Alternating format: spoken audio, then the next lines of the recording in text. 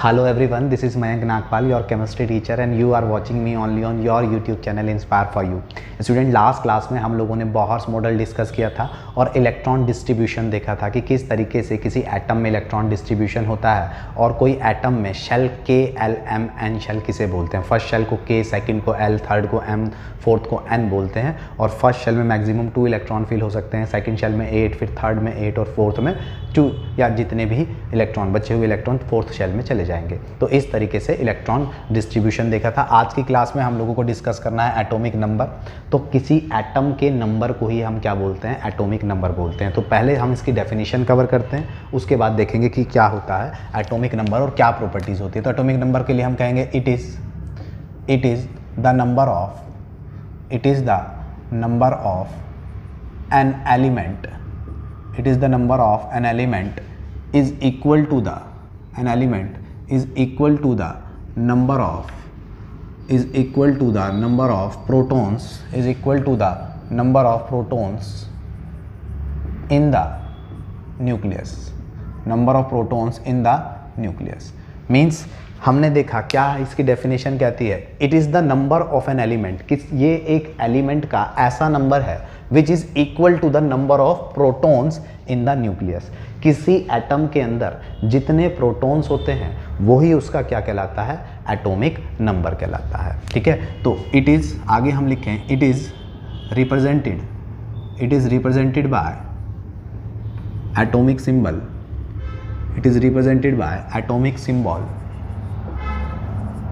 Z। इसको किससे रिप्रेजेंट करते हैं, Z से रिप्रेजेंट करते हैं। तो हम क्या कह सकते हैं, डेफिनेशन क्या कहती है, डेफिनेशन कह रही है कि एटॉमिक नंबर किसी भी एलिमेंट का जो एटॉमिक नंबर होता है, किसी भी एलिमेंट का जो एटॉमिक नंबर होता है यानी Z जो होता है वो किसके बराबर होता है, हमेशा नंबर ऑफ प्रोटॉन्स के बराबर होता है। ठीक है, नंबर ऑफ प्रोटॉन्स के, यानी किसी एटम के अंदर न्यूक्लियस में देखिए एटम के अंदर न्यूक्लियस होता है और न्यूक्लियस में जितने भी प्रोटॉन हैं वही उसका एटॉमिक नंबर होता है। फॉर एग्जांपल मैंने कहता हूं कि भाई मैग्नीशियम में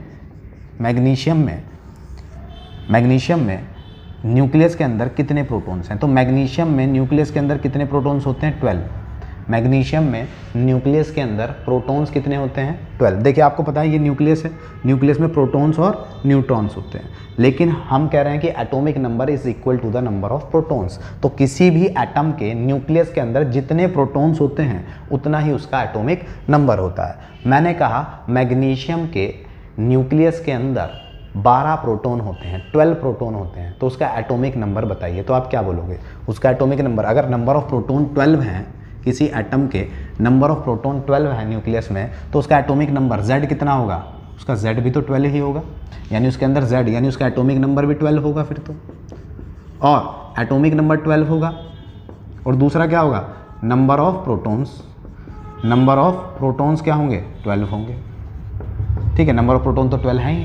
तो अगर किसी एटम के न्यूक्लियस में जितने प्रोटॉन्स होते हैं उतना ही उस एटम का क्या होता है, एटॉमिक नंबर होता है। और एक बात आपको नोट करके लिखनी है कि number of protons for an element और atom never be changed means किसी भी एटम के लिए, किसी भी एटम के अंदर प्रोटॉन्स कभी भी चेंज नहीं होते हैं। प्रोटॉन्स का नंबर फिक्स रहता है, ना तो वो कभी भी बढ़ते हैं और ना ही कभी घटते हैं। किसी भी कंडीशन में ना तो प्रोटॉन्स बढ़ते हैं और ना ही घटते हैं, प्रोटॉन्स हमेशा कांस्टेंट रहते हैं, नंबर ऑफ प्रोटॉन्स फिक्स रहता है।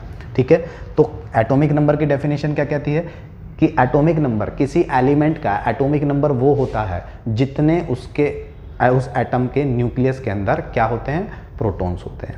तो मैंने कहा मैग्नीशियम के न्यूक्लियस के अंदर 12 प्रोटॉन है, तो बताइए उसका एटॉमिक नंबर कितना होगा, यानी उसका Z कितना होगा। तो आप क्या लिखोगे, 12।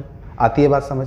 चलिए अगर यही लाइन दूसरे टर्म में दी जाए, और मैंने कहा कि प्रोटॉन्स कभी भी चेंज नहीं होते हैं, किसी भी एलिमेंट के लिए प्रोटॉन्स क्या होते हैं, फिक्स होते हैं। तो अगर एलिमेंट के लिए प्रोटॉन्स फिक्स हैं तो मैं कह रहा हूँ कि मेरे पास सोडियम है और सोडियम Na, इसके अंदर जो नंबर ऑफ प्रोटॉन्स हैं, इसके न्यूक्लियस के अंदर जो नंबर ऑफ प्रोटॉन्स हैं इसमें 11, नंबर ऑफ प्रोटॉन्स हैं 11, तो बताइए इसका एटॉमिक नंबर क्या होगा। तो हमने पढ़ा है कि एटॉमिक नंबर, डेफिनेशन कह रही है कि एटॉमिक नंबर हमेशा बराबर होता है नंबर ऑफ किसके, प्रोटॉन्स के, नंबर ऑफ प्रोटॉन्स के।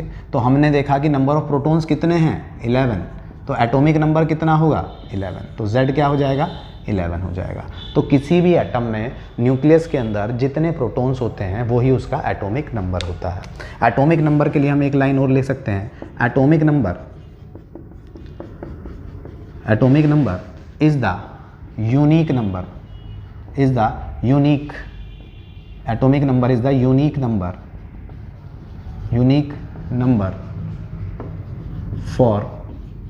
for each and every atom,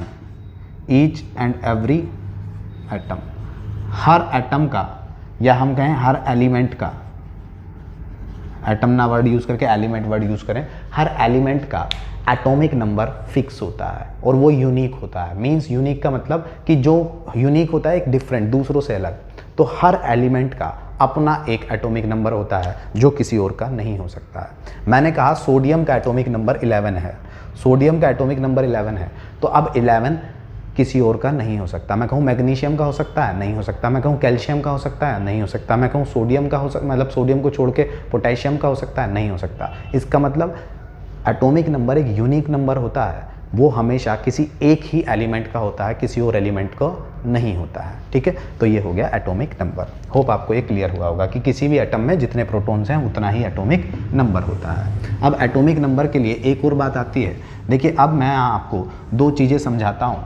क्या कि हमारे पास दो चीज़ होती हैं, या तो होता है एटम, ठीक है, या तो होता है एटम, या फिर होते हैं आयंस, एटम का मतलब मैंने लिखा सोडियम का एटम, ये है सोडियम का एटम, Na मैंने लिख दिया। आयंस का मतलब कि जब किसी एटम पर कोई चार्ज आ जाए, आयंस का मतलब होता है चार्ज कैरिंग एलिमेंट। जब किसी एलिमेंट के ऊपर चार्ज आ जाएगा तो वो क्या कहलाएगा, जब उस पर चार्ज आ जाएगा तो वो आयंस कहलाएगा। यानी अगर किसी एलिमेंट पे जैसे Na है, Na प्लस, कहीं पर Na लिखा है और Na प्लस लिखा है, तो Na क्या है, एटम है, ये सोडियम एटम है, और ये क्या है, ये है सोडियम आयन। तो जब किसी एलिमेंट पर चार्ज आ जाता है तो वो आयन बन जाता है। जैसे मैंने लिखा ये क्लोरीन है, तो ये है क्लोरीन का एटम, लेकिन मैंने लिखा Cl नेगेटिव, तो ये क्या है, क्लोरीन, ये क्या है, क्लोराइड आयन, ये है क्लोराइड आयन। यानी उसका नाम क्या हो जाता है, आयन हो जाता है, वो आयन जब उसके ऊपर चार्ज आ जाता है। तो हमारे पास दो चीज़ें होती हैं, चार्ज स्पीशीज़, और एटम कैसा होता है, न्यूट्रल। एटम हमेशा कैसा होता है, न्यूट्रल मीन्स जब किसी एलिमेंट पर, किसी एटम पर कोई चार्ज ना हो, ना पॉजिटिव ना नेगेटिव, तो वो कैसा होता है, न्यूट्रल। ये सोडियम क्या है, न्यूट्रल। कैल्शियम क्या है, न्यूट्रल। क्लोरीन क्या है, न्यूट्रल। मैं कहूँ मैग्नीशियम क्या है, न्यूट्रल। जब इसके ऊपर कोई चार्ज नहीं है तो न्यूट्रल है, और जब वो न्यूट्रल है तो वो क्या है, एटम है, वो क्या है, एटम है। लेकिन अगर उसके ऊपर चार्ज है तो वो क्या बन गया, आयन बन गया। और आपने पढ़ा है कि अगर पॉजिटिव चार्ज है तो उसे बोलते हैं कैटायन, और नेगेटिव चार्ज है तो उसे बोलते हैं एनायन। और अगर आपको कॉमन नाम देना है तो क्या है, ये आयन है, ये भी आयन है, ये भी आयन है। ये कैसा आयन है, ये कैटायन है। ये कैसा आयन है, एनायन है। ये मैं क्यों बता रहा हूँ, तो उसके लिए मैं आपको बताता हूँ, ये न्यूट्रल एटम है। अब देखिए, अब यहाँ कंडीशन बनाएंगे और एटॉमिक नंबर से रिलेटेड, इसलिए मैंने आपको ये बात बताई। जैसे मैंने कहा कि एटॉमिक नंबर के लिए हम एक फॉर्मूला यूज़ करेंगे कि एटॉमिक नंबर हमेशा बराबर होता है किसके, अभी डेफिनेशन कह रही है किसके, नंबर ऑफ प्रोटॉन के, किसी एटम के नंबर ऑफ प्रोटॉन के। किसी एटम में जितने प्रोटॉन्स होते हैं उतना ही उसका एटॉमिक नंबर होता है। और हम एक चीज़ और ऐड कर रहे हैं, ये ऑल्सो इक्वल होता है नंबर ऑफ इलेक्ट्रॉन्स के, लेकिन ये केस कब लगेगा, ये मैं केस लिख देता हूँ, चलिए हाईलाइट कर देते हैं इसको किसी दूसरे कलर से। फॉर न्यूट्रल एटम और एलिमेंट, किसी न्यूट्रल एटम और एलिमेंट के लिए ये कंडीशन लगती है कि जितना उसका नंबर ऑफ प्रोटॉन्स होते हैं उसका उतना ही एटॉमिक नंबर होता है और उसमें उतने ही इलेक्ट्रॉन्स होते हैं। ठीक है, अगर मैं एटॉमिक नंबर को यहाँ Z से रिप्रेजेंट कर रहा हूँ और नंबर ऑफ प्रोटॉन्स को P से रिप्रेजेंट कर रहा हूँ, P पॉजिटिव, ठीक है, और नंबर ऑफ इलेक्ट्रॉन्स को ई नेगेटिव से रिप्रेजेंट कर रहा हूँ, तो Z is equal to P plus P, Z is equal to P और P is equal to E. यानी किसी एटम के अंदर जितने प्रोटॉन्स होंगे उतना ही उसका एटॉमिक नंबर होगा और उसमें उतने ही इलेक्ट्रॉन्स होंगे, उसमें उतने ही इलेक्ट्रॉन्स होंगे। क्लियर होती है बात? क्लियर होती है ये बात? ठीक है। लेकिन कब? जब वो न्यूट्रल है, उसके ऊपर कोई चार्ज नहीं है। अगर उसके ऊपर चार्ज आ गया तो आप ये समझ लीजिए कि चार्ज आने पर उसका क्या होने वाला है, उसमें ये केस नहीं लगेगा, वो भी मैं अभी बताऊंगा। और चार्ज आ जाता है तो वो आयन होता है, और हमने इसलिए न्यूट्रल एटम नहीं होता है वो, तो आयन का केस अलग है। अगर वो न्यूट्रल एटम है तो जितना उसका एटॉमिक नंबर होता है उसके अंदर उतने ही प्रोटॉन्स होते हैं और उतने ही इलेक्ट्रॉन्स होते हैं। जैसे मैंने कहा कि मेरे पास कैल्शियम है और कैल्शियम में नंबर ऑफ प्रोटॉन्स जो हैं, कैल्शियम के नंबर ऑफ प्रोटॉन्स हैं 20। तो बताइए इसके अंदर इसका एटॉमिक नंबर क्या होगा? तो हमने कहा क्योंकि कैल्शियम के ऊपर कोई चार्ज नहीं दिख रहा तो ये न्यूट्रल है, और न्यूट्रल है तो ये कंडीशन लगेगी कि जितने प्रोटॉन्स हैं उतना ही उसका एटॉमिक नंबर होगा। तो कैल्शियम का Z कितना होगा? 20। कैल्शियम में प्रोटॉन्स कितने होंगे? 20, वो तो हमें दिया ही है। इलेक्ट्रॉन्स कितने होंगे? तो कैल्शियम में इलेक्ट्रॉन्स भी कितने होंगे? 20। कैल्शियम में इलेक्ट्रॉन्स भी क्या होंगे? 20। आ रही बात समझ? तो जितने प्रोटॉन्स होते हैं वही उसका एटॉमिक नंबर होता है और वही उसके नंबर ऑफ इलेक्ट्रॉन्स होते हैं। कब? जब एटम न्यूट्रल हो, उसके ऊपर कोई चार्ज ना हो। जैसे मैं कहता हूँ क्लोरीन में जो नंबर ऑफ प्रोटॉन्स हैं, क्लोरीन में नंबर ऑफ प्रोटॉन्स जो हैं वो 17 हैं। तो बताइए इसमें इसका एटॉमिक नंबर क्या होगा और इसमें नंबर ऑफ इलेक्ट्रॉन्स क्या होंगे? तो एटॉमिक नंबर Z होता है और इसका Z कितना होगा? अभी देखा Z किसके बराबर होता है? नंबर ऑफ प्रोटॉन्स के, और नंबर ऑफ प्रोटॉन्स कितने हैं? 17। तो Z भी यानी एटॉमिक नंबर कितना होगा? 17। प्रोटॉन्स तो हमें दिए ही हैं कितने? 17। तो बताइए इलेक्ट्रॉन्स कितने होंगे? खुद बताइए आप। Z is equal to P, P is equal to E. तो इसका मतलब क्या है? यहाँ इलेक्ट्रॉन्स जो हैं वो भी कितने हैं? 17। कब? जब इसके ऊपर कोई चार्ज नहीं है। तो होती है ये बात क्लियर? अब अगर सर चार्ज आ जाए, हमारे माइंड में एक बात घूम रही है कि सर चार्ज आ जाए तो क्या होगा? चलिए वो देखते हैं। पहले आपने ये क्लियर कर लिया होगा। अब देखिए अगर चार्ज वाली स्पीशी आ गई तो क्या करेंगे? अगर चार्ज है तो क्या होता है? एटॉमिक नंबर यानी Z नंबर ऑफ प्रोटॉन्स के बराबर तो होगा ही होगा। ये तो हर कंडीशन में होगा, चाहे चार्ज में हो चाहे वो न्यूट्रल हो। लेकिन ये जो नंबर ऑफ इलेक्ट्रॉन है ये कभी भी इक्वल नहीं होंगे नंबर ऑफ प्रोटॉन्स और एटॉमिक नंबर के। कब ये केस कब बन रहा है? ये केस कब बन रहा है? नॉट इक्वल का साइन है। ये क्या बन रहा है? For charge species. ठीक है, चार्ज स्पीशीज। अब चार्ज स्पीशीज में जैसे मैंने कहा कि भाई बताइए Na प्लस का बताइए क्या होगा? तो हमें पता है सोडियम का एटॉमिक नंबर 11 होता है। सोडियम जो होता है उसका एटॉमिक नंबर क्या होता है? एटॉमिक नंबर यानी Z। हमें पता है ना सोडियम का एटॉमिक नंबर क्या होता है, आपको लर्न भी कराया था। तो सोडियम का एटॉमिक नंबर क्या होता है? 11, यानी Z इसका क्या है? 11। ठीक है, सोडियम का अगर उस पर चार्ज नहीं है तब 11। अगर इसका एटॉमिक नंबर 11 है तो इसके प्रोटॉन्स कितने होंगे? 11। और इसमें इलेक्ट्रॉन्स भी कितने होंगे? 11। जब ये न्यूट्रल है, न्यूट्रल में तो प्रोटॉन इलेक्ट्रॉन, देखिए number of proton number of electron और एटॉमिक नंबर बराबर होते हैं न्यूट्रल वाले केस में। अभी मैं न्यूट्रल की बात कर रहा हूँ। तो अगर ये सोडियम लिखते तो हम कहते इसका Z क्या है? 11। इसके प्रोटॉन्स भी क्या हैं? 11। इसका E इलेक्ट्रॉन्स क्या हैं? 11। लेकिन हमें Na नहीं दिया, हमें Na प्लस दिया है।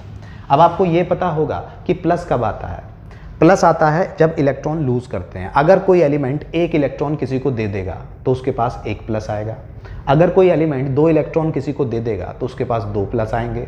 कोई एलिमेंट 3 इलेक्ट्रॉन किसी को दे देगा तो उसके ऊपर 3 प्लस आएंगे। अब Na के ऊपर 1 प्लस लिखा है, इसका मतलब इसने 1 इलेक्ट्रॉन किसी को दे दिया है। सोडियम के पास थे कितने? 11। सोडियम के पास थे कितने? 11 इलेक्ट्रॉन। कितने इलेक्ट्रॉन थे जी? 11 इलेक्ट्रॉन। 11 इलेक्ट्रॉन में से ये Na प्लस बन गया। ये Na से क्या बन गया? Na plus. तो इसका मतलब क्या? देखिए पहले ये होगा Na सोडियम, तो इसके पास प्रोटॉन्स भी थे 11, Z था 11, इलेक्ट्रॉन थे 11, लेकिन इसने 1 इलेक्ट्रॉन लूज कर दिया, छोड़ दिया, बाहर छोड़ दिया, किसी को दे दिया, ये रहा इलेक्ट्रॉन चला गया। अब क्या हुआ? देखिए मैंने कहा प्रोटॉन्स कभी भी चेंज नहीं होते हैं, प्रोटॉन्स कभी चेंज हो ही नहीं सकते हैं। प्रोटॉन्स हमेशा किसी भी एलिमेंट के लिए, आयन के लिए फिक्स रहते हैं। तो प्रोटॉन्स में कोई चेंज नहीं आया, प्रोटॉन्स तो 11 ही रहे। इसके अंदर Z, अब प्रोटॉन्स 11 रहे तो इसका Z भी 11 ही रहेगा, लेकिन इलेक्ट्रॉन्स एक इसने दे दिया, पहले थे 10, एक इलेक्ट्रॉन चला गया, तो अब इसके पास इलेक्ट्रॉन्स कितने हैं, पहले थे 11, एक इलेक्ट्रॉन चला गया, तो अब इसके पास इलेक्ट्रॉन्स कितने हैं, 10। तो आपने देखा क्या चेंज आया, आपने देखा कि जैसे ही इसके ऊपर चार्ज आया, चार्ज आते ही Z और P तो बराबर हैं, लेकिन E बराबर नहीं हुआ, इलेक्ट्रॉन बराबर नहीं होते। तो चार्ज स्पीशीज़ के ऊपर, चार्ज स्पीशीज़ के केस में नंबर ऑफ प्रोटॉन्स और एटॉमिक नंबर तो हमेशा इक्वल रहते हैं, लेकिन इलेक्ट्रॉन बराबर नहीं होते हैं। एक और एग्जांपल लेते हैं, सपोज करते हैं मेरे पास क्लोरीन है, क्लोरीन एक नॉन मेटल है और ये इलेक्ट्रॉन इसने के देखिए इसके पहली शेल में है 2 इलेक्ट्रॉन, सेकंड शेल में है 8 इलेक्ट्रॉन और लास्ट शेल में 7 इलेक्ट्रॉन। 7 इलेक्ट्रॉन का मतलब इसको 7 इलेक्ट्रॉन हैं और ये अपने आप को स्टेबल करना चाहता है। तो कोई एलिमेंट अपने आप को स्टेबल तब कर सकता है जब उसके आउटर मोस्ट में 8 इलेक्ट्रॉन हो, 8। इसके पास कितने हैं, 7। तो अगर इसको कहीं से एक इलेक्ट्रॉन मिल जाए तो ये स्टेबल हो जाएगा। तो ये एक इलेक्ट्रॉन, सपोज करो यही वाला इलेक्ट्रॉन उठ के यहाँ आ गया, तो ये गेन कर लेगा, इसने ले लिया एक इलेक्ट्रॉन। तो जब कोई एलिमेंट इलेक्ट्रॉन लेता है तो उस पर कैसा चार्ज आता है, एक नेगेटिव। अगर उसने एक इलेक्ट्रॉन लिया है तो एक नेगेटिव, 2 इलेक्ट्रॉन गेन किए हैं तो 2 नेगेटिव, 3 इलेक्ट्रॉन गेन किए हैं तो 3 नेगेटिव। इसने एक इलेक्ट्रॉन गेन किया इसलिए एक बन गया Cl नेगेटिव। पहले इसका कॉन्फ़िगरेशन क्या था, 2 8 7, एक इलेक्ट्रॉन और आ गया बाहर वाली शेल में, तो अब इसका कॉन्फ़िगरेशन क्या बन गया, 2 8 8। हुआ या नहीं हुआ। तो अब मैं अगर कहूँ कि देखिए क्लोरीन था, नॉर्मल क्लोरीन था, इस पर कोई चार्ज नहीं था, तो क्लोरीन का Z कितना होता है, 17। तो अगर उसका एटॉमिक नंबर 17 होता है तो उसमें प्रोटॉन्स भी कितने होंगे, 17, और उसमें इलेक्ट्रॉन्स भी कितने होंगे, 17। क्यों, क्योंकि ये न्यूट्रल है, इस पर कोई चार्ज नहीं है, और न्यूट्रल वाले में मैंने बताया था कि Z, P और E बराबर होते हैं। लेकिन इस केस में यहाँ क्या हुआ, देखिए प्रोटॉन्स तो कभी चेंज होंगे नहीं, तो प्रोटॉन्स तो 17 ही रहेंगे। अगर प्रोटॉन्स चेंज नहीं होंगे तो एटॉमिक नंबर भी चेंज नहीं होगा, तो ये भी 17 रहेगा। लेकिन इलेक्ट्रॉन्स देखिए आप, एक बढ़ गया, नेगेटिव, एक नेगेटिव का मतलब है एक किसी से ले लिया, 17 थे, एक और ले लिया, तो इलेक्ट्रॉन्स कितने हो गए यहाँ, 18। तो प्रोटॉन्स, ये देखिए आप, प्रोटॉन्स सही है, एटॉमिक नंबर सही है, लेकिन इलेक्ट्रॉन चेंज हो गया। तो ये होता है एटॉमिक नंबर का कंसेप्ट। होप आपको क्लियर हुआ होगा क्लियर। चलिए, अगर ये क्लियर हो गया है एटॉमिक नंबर का कंसेप्ट, तो नंबर ऑफ प्रोटॉन्स बराबर होते हैं, मैं एक दोबारा बता रहा हूँ, न्यूट्रल मॉलिक्यूल के लिए Z बराबर होता है P के और P बराबर होता है E के। लेकिन चार्ज वाले मॉलिक्यूल में Z हमेशा P के बराबर तो होता है, लेकिन इलेक्ट्रॉन कभी भी बराबर नहीं होते हैं Z और P के। क्लियर, ये बात आ गई है। होप आपको ये बात क्लियर हुई होगी। पहले आप इसका स्क्रीनशॉट ले लो, फिर बढ़ रहे हैं आगे। ठीक है, तो आपने स्क्रीनशॉट ले लिया होगा। अब बारी आती है एटॉमिक नंबर। जब हमें क्लियर हो गया तो अब हम बात करेंगे एटॉमिक मास की। तो एटॉमिक मास क्या होता है वो देख लेते हैं। एटॉमिक मास, या फिर हम इसे बोलते हैं मास नंबर, एटॉमिक मास, या फिर हम इसे बोलते हैं मास नंबर। अभी मास नंबर क्या होता है या एटॉमिक मास क्या होता है, तो मास नंबर या एटॉमिक मास के लिए हम कहते हैं it is the sum of number of protons and number of neutrons present in an atom. It is the sum of number of protons and number of neutrons present in an atom. Yeah, ठीक है, and it is represented by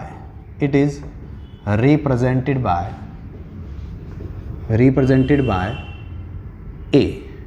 इसको किससे represent करते हैं, A से represent करते हैं। Clear होती है बात। अब ये क्या डेफिनेशन कह रही है, एटॉमिक मास, किसी एटम का जो मास होता है, जिसको एटॉमिक मास या फिर मास नंबर बोलते हैं, वो क्या होता है, वो किसी एटम में जितने प्रोटॉन्स और जितने न्यूट्रॉन्स होते हैं उन दोनों को अगर सम कर दिया जाए तो जो डिजिट मिलती है वही क्या होता है, एटॉमिक मास। यानी फॉर्मूला क्या बनेगा, it is the sum. Atomic mass क्या है, atomic mass is equal to क्या है, sum of number of protons, यानी number of protons plus number of neutrons. यानी जब नंबर ऑफ प्रोटॉन्स और नंबर ऑफ न्यूट्रॉन्स का आप सम कर देंगे तो जो डिजिट आएगी वो क्या होगी, एटॉमिक मास होगी। और एटॉमिक मास को किससे रिप्रेजेंट करते हैं, ए से। तो अगर मैं एटॉमिक मास को ए से रिप्रेजेंट करूं, नंबर ऑफ प्रोटॉन्स को पी से रिप्रेजेंट करूं और नंबर ऑफ न्यूट्रॉन्स को एन से रिप्रेजेंट करूं, तो फॉर्मूला बन गया A is equal to P plus N. Formula क्या बन गया, A is equal to P plus N, यानी एटॉमिक मास या मास नंबर बराबर होता है नंबर ऑफ प्रोटॉन्स और नंबर ऑफ न्यूट्रॉन्स के सम के। ठीक है, अब ये होता है, ठीक, क्लियर होती है बात। अब हम इस पर कुछ क्वेश्चंस करते हैं।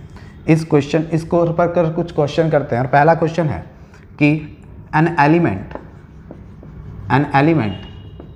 Is having atomic number, an element is having atomic number 17, then find out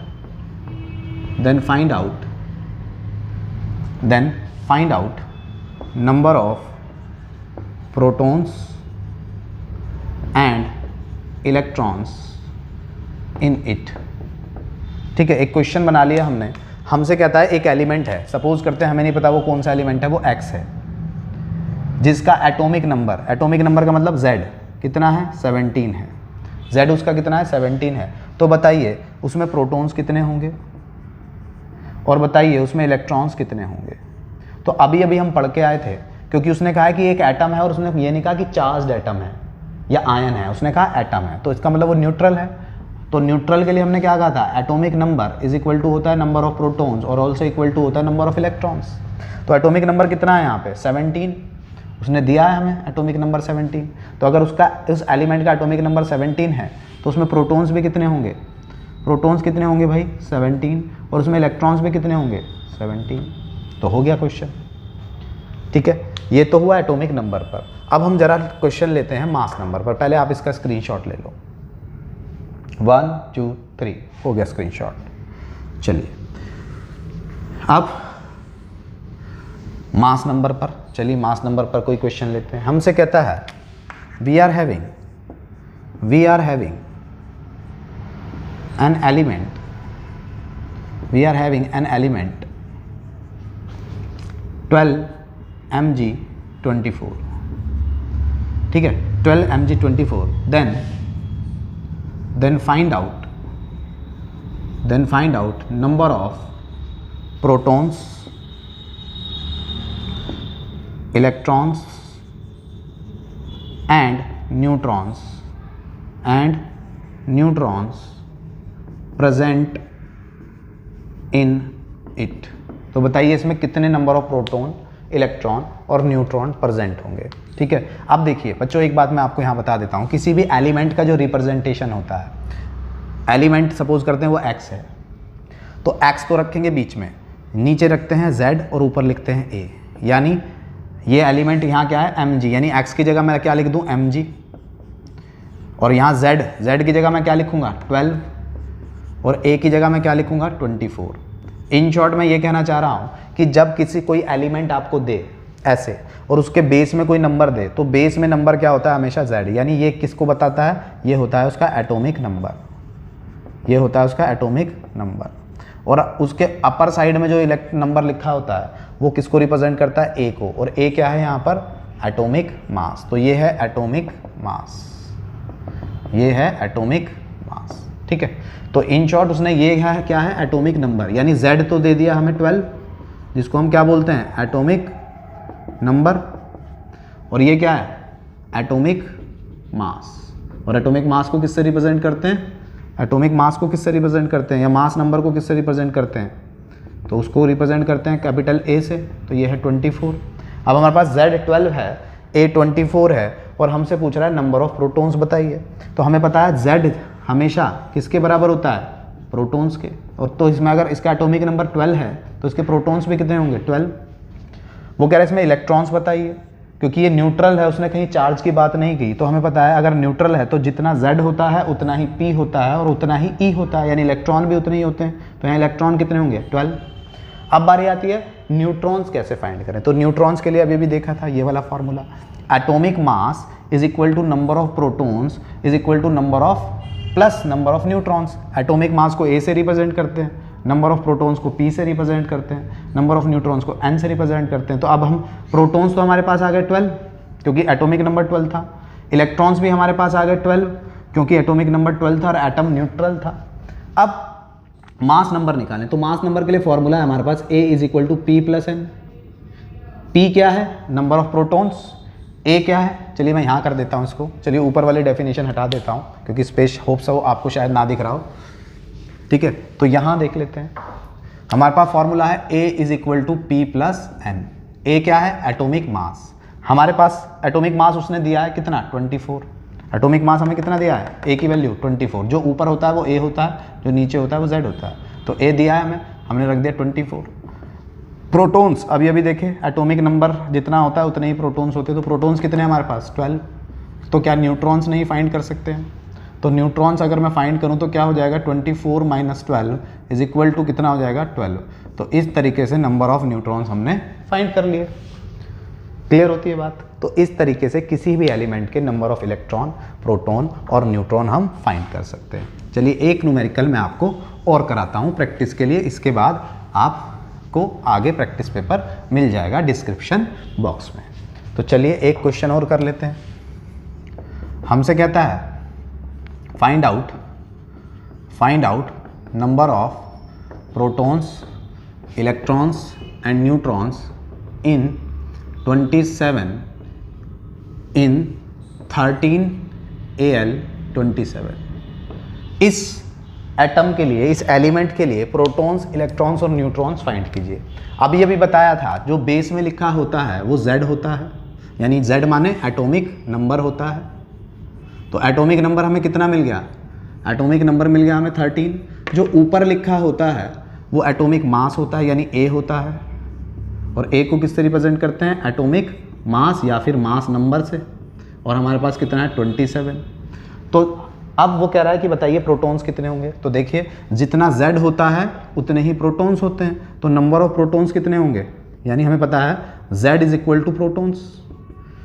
तो Z कितना है हमारे पास? 13।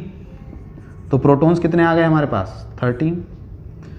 अब क्योंकि न्यूट्रल स्पीशी है, यहाँ पर कोई चार्ज नहीं दिखा रखा, तो चार्ज नहीं दिखा रखा तो इसका मतलब जितना Z होता है उतना P होता है। और न्यूट्रल के लिए क्या होता है? न्यूट्रल मॉलिक्यूल के लिए मैंने आपको बताया था Z is equal to P is equal to E। तो Z कितना था? 13। तो प्रोटॉन्स कितने आए? 13। इलेक्ट्रॉन्स कितने आएंगे? इलेक्ट्रॉन्स भी तो 13 आएंगे। तो दो चीज़ें मिल गई, प्रोटॉन्स मिल गए, इलेक्ट्रॉन्स मिल गए। बारी आती है न्यूट्रॉन्स की। न्यूट्रॉन्स निकालने के लिए फॉर्मूला लगाइए, mass number is equal to protons plus neutrons. Mass number कितना है? 27। प्रोटॉन्स कितने हैं? 13। एन न्यूट्रॉन्स कितने हैं? फाइंड करने हैं। तो N is equal to 27 minus 13। तो न्यूट्रॉन्स कितने हो गए? न्यूट्रॉन्स देखिए कितने हो गए? 14। तो हमारे पास आ गया आंसर। प्रोटॉन्स हैं हमारे पास 13, इलेक्ट्रॉन्स हैं हमारे पास 13 और न्यूट्रॉन्स हैं हमारे पास 14। तो इस तरीके से ये आंसर आ गया, नंबर ऑफ इलेक्ट्रॉन, प्रोटॉन और न्यूट्रॉन का। आप इसका स्क्रीनशॉट लो, फिर आगे बढ़ते हैं।